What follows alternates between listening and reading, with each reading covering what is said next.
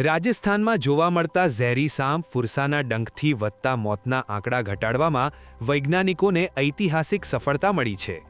બીકાનેરની Sardar Patel medical કોલેજની multidisciplinary research unit અને એનઆરસીસીની ટીમે ઊંટના લોહીમાંથી એન્ટી સ્નેક વેનમ તૈયાર કર્યું છે. આ ઉપલબ્ધિ ખાસ કરીને બોર્ડર વિસ્તારોમાં રહેતા લોકો માટે જીવનરક્ષક સાબિત થઈ શકે છે, જ્યાં દર વર્ષે હજારો લોકો ફુરસા સાંપના ડંખથી જીવ ગુમાવે છે. ફુરસો સાંપ ભારતમાં ગુજરાત, રાજસ્થાન અને હરિયાણામાં મળે છે. આ ઉપરાંત તે પાકિસ્તાનમાં પણ જોવા મળે છે.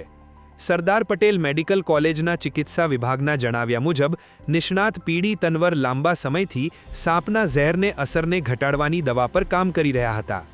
આ એન્ટી સ્નેક વેનમ કેટલું અસરકારક છે તે જાણવા માટે સૌથી પહેલા ઉંદરો પર તેનું પરીક્ષણ કરવામાં આવ્યું. इनिशियली हम लोग डॉक्टर साहब ने जैसे हम लोगों के पास आया, हम लोग प्रोजेक्ट किया, वेनम कलेक्शन हुआ, वेनम को फिर हम लोग ड्राई किया, फिर हम लोग माउस एक्सपेरिमेंटल एनिमल सफ़ेद चूहा में उसको जहर का इफेक्ट देखा.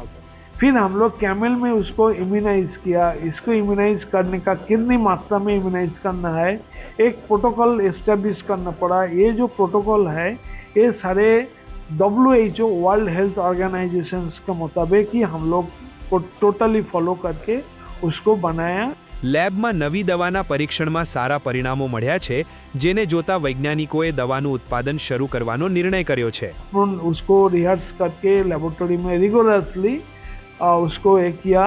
मतलब चूहा में काम करने के बाद जब इनिशियल स्टेज में सफलता मिला है, तब जाके हम लोग लार्जर स्केल में मतलब और कुछ आगे करने के लिए हम लोग सोचा, इसको प्रोडक्शन मोड में लेके आया. હાલ ઊંટના લોહીમાંથી બનેલા એન્ટી સ્નેક વેનમની માનવો પર પરીક્ષણ કરવાની તૈયારી ચાલી રહી છે.